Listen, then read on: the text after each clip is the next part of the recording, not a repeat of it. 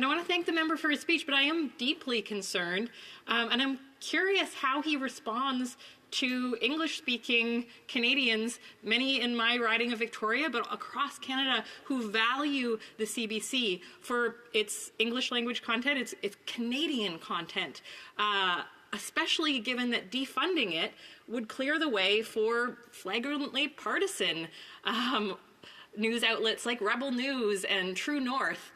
It seems self-interested for the Conservatives to want to defund an organization that is combating misinformation.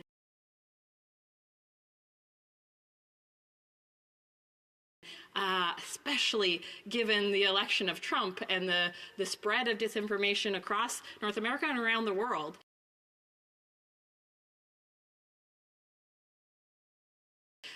I'm curious how he responds to the concerns of these Canadians who do not want to see the CBC defunded.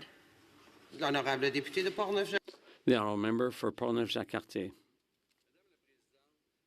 Madam Speaker, it's the government's job to responsibly manage things. Let's look at the facts. Here's North America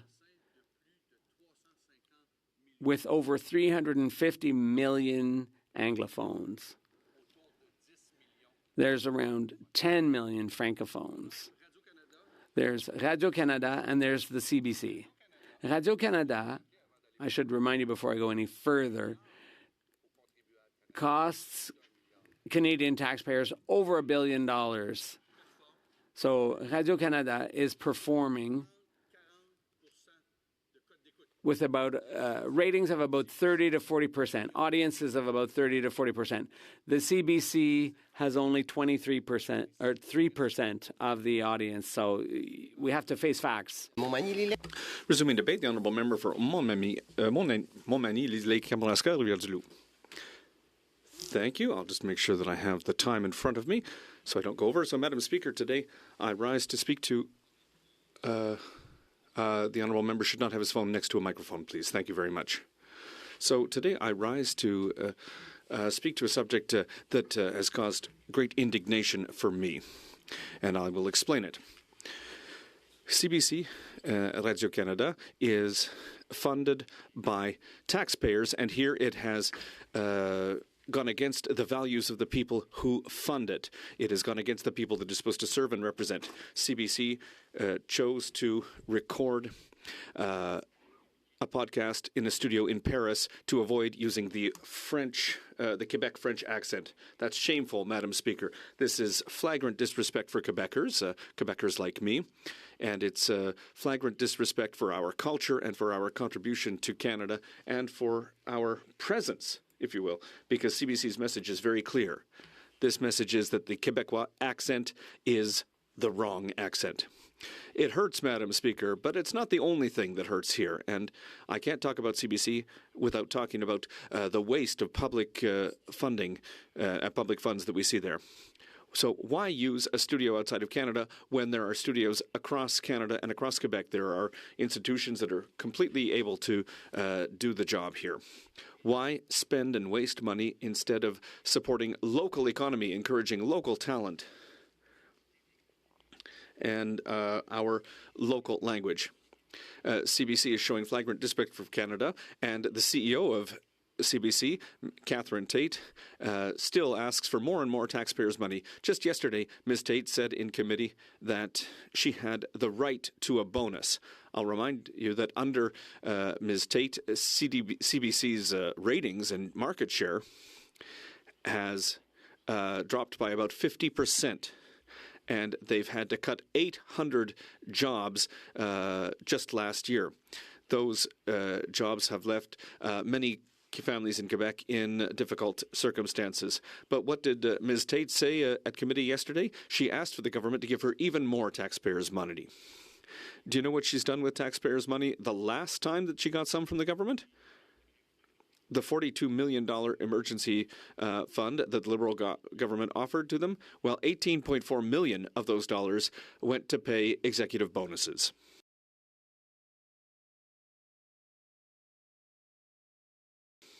Among them, $3.3 million went to just 45 people. 3.3 million divided by 45. That's a bonus of about $73,000 per executive.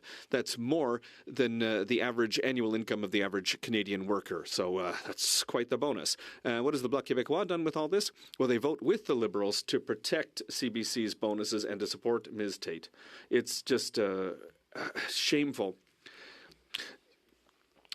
The Bloc Québécois seems to be there to defend the Prime Minister and not Quebecers. You know, I've tried to find the Bloc Québécois in this House, but what do we find every day when we look? We just find a Liberal bloc. Madam Speaker, how can we tolerate or justify this abuse of public funds when millions of Canadians are unable to make ends meet at the end of the month? Millions of Canadians are using food banks every day when the number of people without a home continues to climb in Canada. Meanwhile, CBC is justifying is misusing millions of taxpayer dollars. They're giving executives bonuses and insulting Quebecers' accent.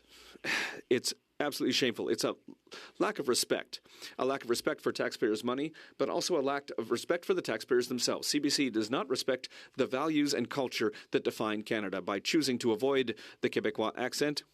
CBC has said loud and clear that the culture of our province, of our regions, isn't good enough. How ironic from an organization that claims that it represents Canada's diversity. What's diversity if it rejects the local accent? Quebec's accent is part of Canada's identity. Particularly Canada's francophone heritage. Rejecting that accent is rejecting part of Canada.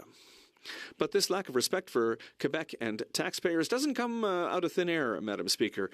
This lack of respect comes from a Liberal government supported by the Bloc Québécois that has completely lost its sense of priority. This is a Liberal government that would rather give millions of dollars to CBC and fill the CEO's pockets than thinking about Canadians' pocketbooks and dealing with the problems that have been created by 9 years of mismanagement. Madam Speaker, on this side of the House, we refuse to tolerate this disrespect. The common sense Conservatives say no to this culture of disrespect and privilege. Canadians deserve better. Canadians and Quebecers deserve better than this.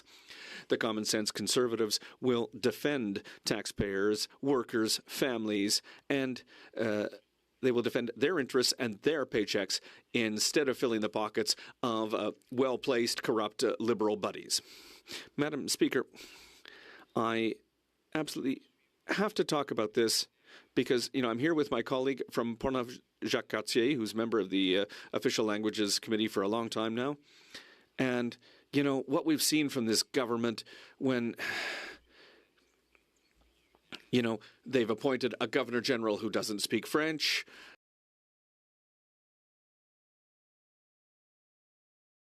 or in New Brunswick, where there was a lieutenant governor who didn't speak one of the languages in a bilingual provinces, who has just been replaced by somebody who is bilingual. Again, somebody who was appointed by the Liberal government.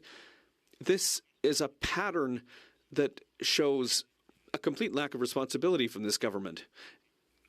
And, under these Liberals, French always comes in second place. It's something that we see all the time. We see it regularly at the Official Languages Committee. It's unfortunate, but thankfully the Conservative Party is there to defend French and Francophones' rights. So if you'll allow me, Madam Speaker, I will move, seconded by the member for Langley Aldergrove, that the motion be amended by deleting all the words after the word that and by substituting the following: that the third report of the Standing Committee on Official Languages, tabled on Tuesday, December 5th, 2023, be not now adopted, but that it be referred back to the committee for further consideration, with a view to amending it to recommend that the government refuse to approve any bonus or performance pay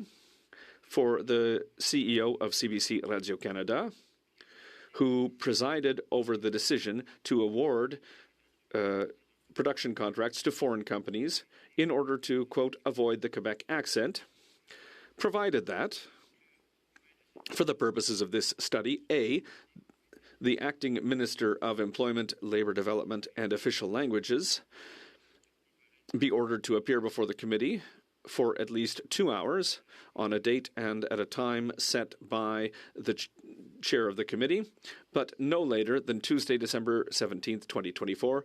B, the committee is instructed to table the amended report to the House no later than Monday, January 27th, 2025. Thank you, Madam Speaker.